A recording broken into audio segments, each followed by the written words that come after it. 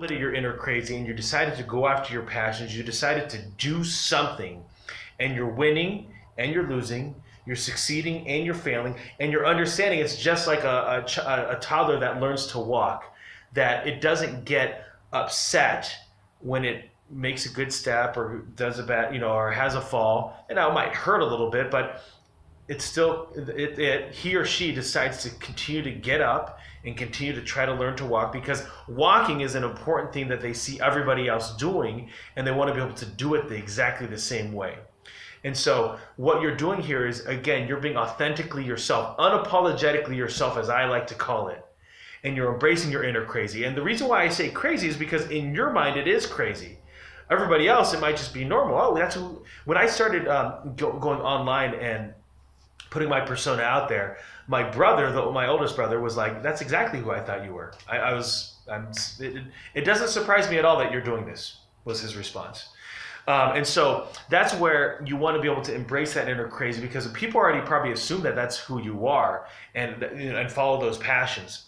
And understand, if you're patient with yourself, and you can understand that you're going to win and you're going to lose, you're going to fail and you're going to succeed. If you understand that, you need to continue to persevere. And that's a really undervalued characteristic that humans do not really go after, is perseverance. The idea of persistency, that you can just keep going at it. You have this will to win, which, by the way, is a phenomenal poem if you haven't heard it.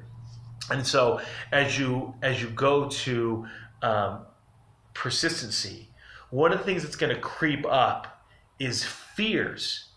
The fear of failure, the fear of what you think others might be thinking. Think about it. Like, listen to that words.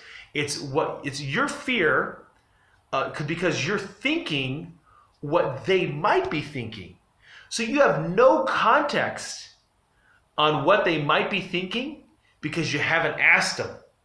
But in your mind, for whatever reason, you think it could be negative. What if you were to think that everybody's response was going to be positive? I will be honest. A lot of what I do, I am shocked if people don't like it.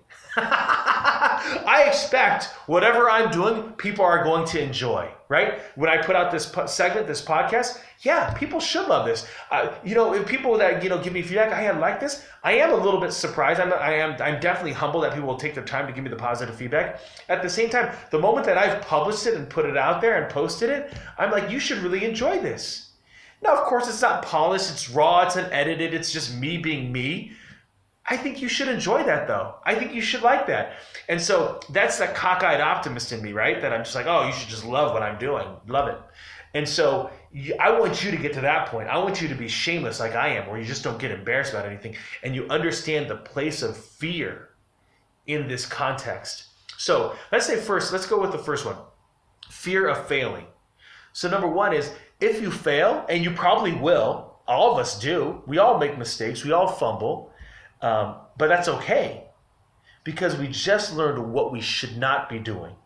So you decided to launch a business, and you ran out of money, and now you need to go to a loan to someone or some bank. What did you learn from that? Well, I learned that I need to have more money set aside, or I learned that I should have gotten rid of some of my expenses. I learned that I shouldn't have invested into staff so early. Okay, lesson learned. Now what's next? Oh, I lost that big case. Oh, well, what happened? Were you prepared? Yeah, I was. Was it just timing? Yeah, it was just timing, right? So then what did you learn? Well, I should have had more people on the hook, right? So instead of having like 5 potential clients that I'm working with, I have 15 potential clients that I'm working with. So that way I'm in a world of abundance, not at a scraping around because of scarcity. And so that abundance mentality can still hold true. Perfect. That's a lesson learned, right? I'm afraid that I could fail because I'm not prepared. Well, then what do you need to learn? What do you need to know now in order for you to be successful? And so as you think about how fear is actually a teaching tool for you in order to be better, in order to be more prepared, in order to learn from your mistakes, that's why you have fear. So it's that you want to leverage the fear for your advantage to win.